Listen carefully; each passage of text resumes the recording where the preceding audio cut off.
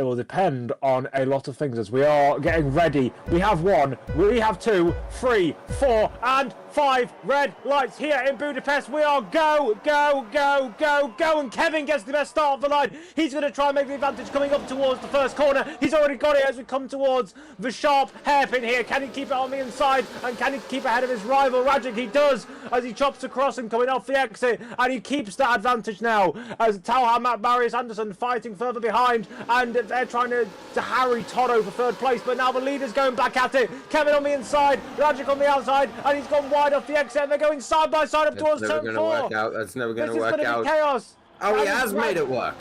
Yeah, Rajic has decided to just swing around the outside there. Kevin realising that if he doesn't back out, there could have been chaos there. Now he's on the back foot, defending from Toto behind, coming in towards this clumsy middle sector chicane. But everyone's kind of going line and stern through there. No one making any adverse or abject moves coming in towards the second sector and now into the third portion of the circuit. The leaders have all... Rajic has kind of strewn away from the two behind, but with DRS being activated this lap, I think that won't be much the case, as Toto now right on the back of Kevin. Maybe he went for the hard tire compound and therefore has 2 hard tires. Then either way he needs to pit again then, but Rajic leads by a pretty healthy gap behind them. Look at the Mercedes of Anderson, gang feisty on Toto, down the inside, wheel banging, wheel locking in fact, Mercedes on the inside, Red Bull on the outside. Toto's get try. He's now got a great drive out of turn 1, then towards turn 2. It's a drag race. Mercedes outside, Red Bull inside, then they're keeping it wheel to wheel. Then Anderson has held it all the way around the outside. Now he has the inside. Careful boys, more wheel banging, and once again that's we're adding racing towards turn 4. That's still side by side, and this time once again the outside line just has enough momentum. Wow.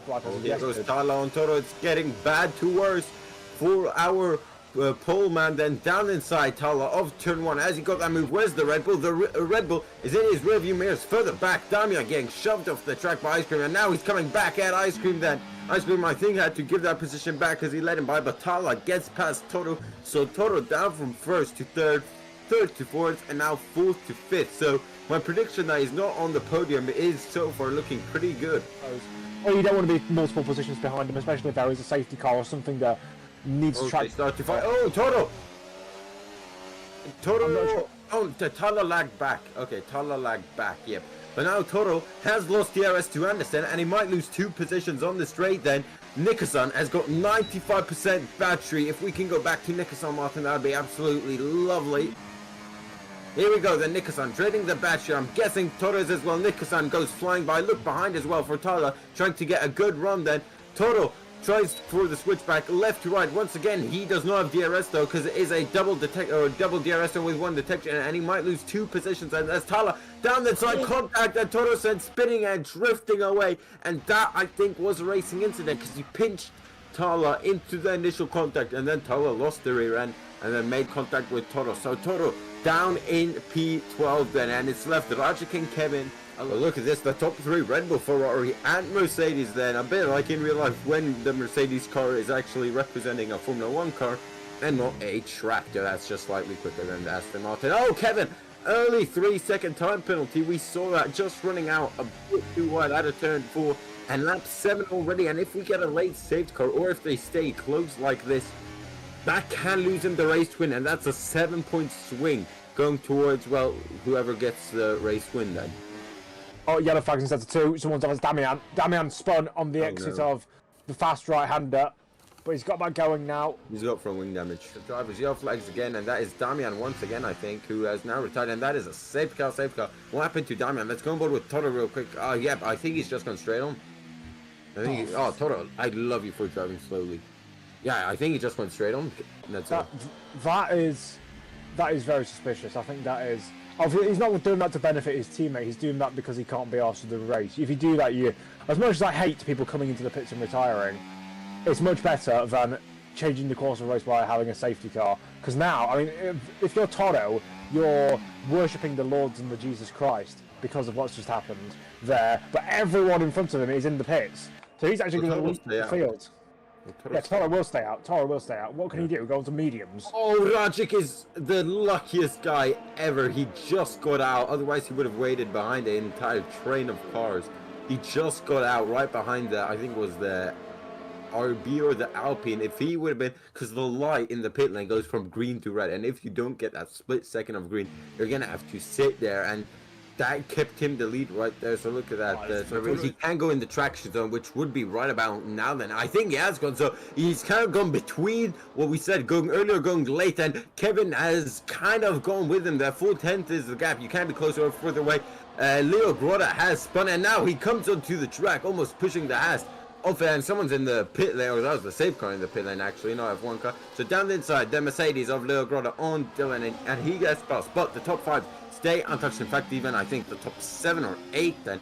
Werner, and look at Toro just in front now. Toro going round outside. Dylan, careful. Oh, that was very close. Dylan almost understeering there into Toro. We thought he was going to be quick on the mediums, but Toro is just a faster driver. But he now needs to weave his way through Leo Grotta, Werner, and then also Ramos. That's carbon fiber there, and I think that's a broken front wing for either the Aston Martin or the Red Bull. Toro now down the inside.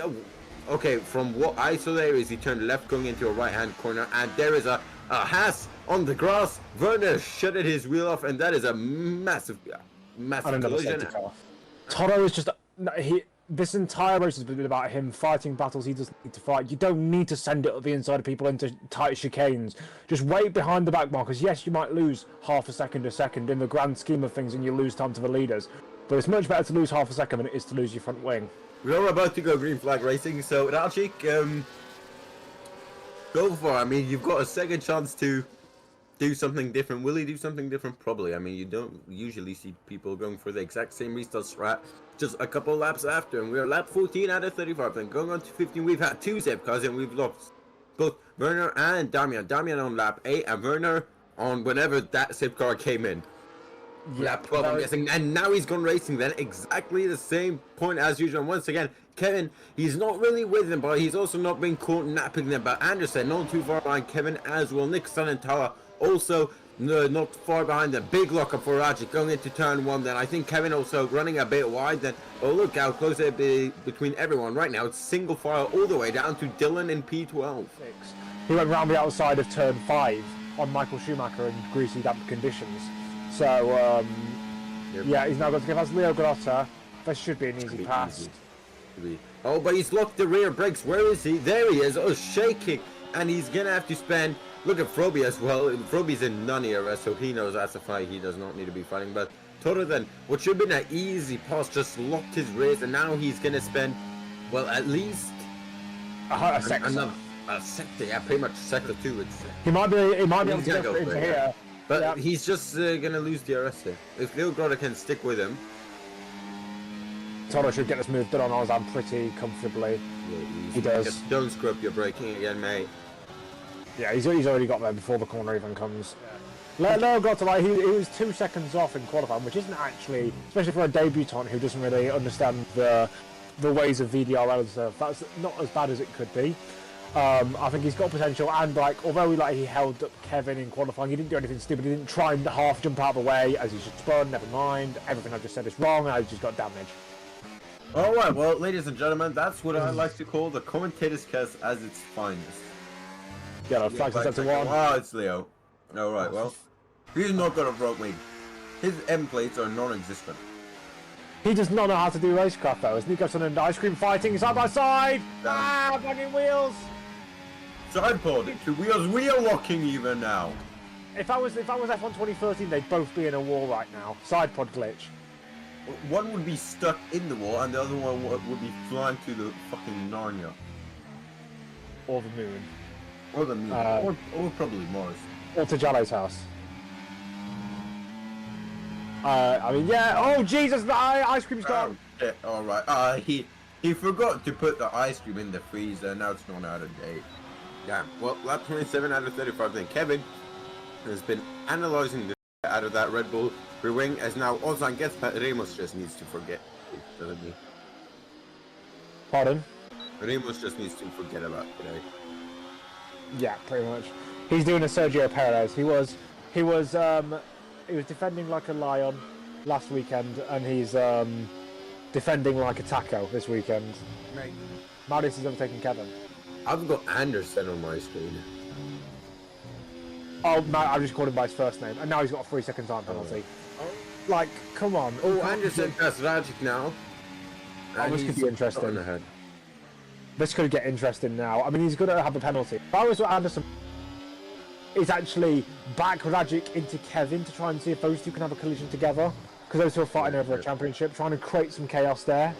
Oh, now Rajic to the inside, to the outside. Come on, Marius, just miss your breaking point. Just miss your breaking point. Do a Bottas in 2021. No. Well, I don't wish for anyone to crash into someone ever. But in a boring race, yes. Well, we're about to start the final lap of the race, and Kevin has actually just lost P2, I think, on merit. Yeah. Because Anderson's got DRS. He needs Anderson to go for a move on Rajic. And crash. Yeah. And die. And so the top three will be the three right now in the order that they are. And before they all three crash into each other and Taha wins the race. Oh, with Toto second. Toto second, wow. Here we go then, Anderson. Maybe he thinks this penalty can be removed, I don't know.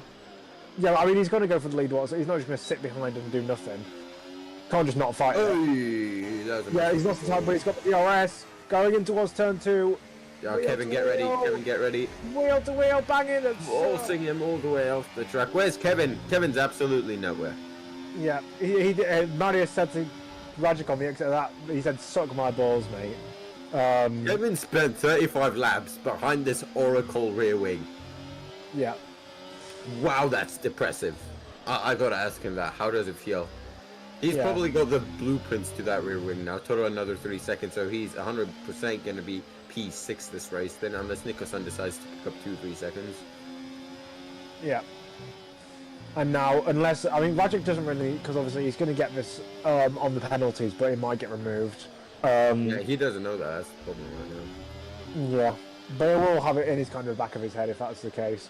Also, as he gets another penalty, but I think as we come up towards the final corner here in Hungary, Marius Anderson is going to cross the finish line first, but at the moment he will not win. It will be Rajic who takes the victory here in Hungary. Kevin takes home P3, the last position on the podium. Then it's Talha, followed closely by Toto, but there'll be a 6-second gap, and Nicholson will now launch up into that position.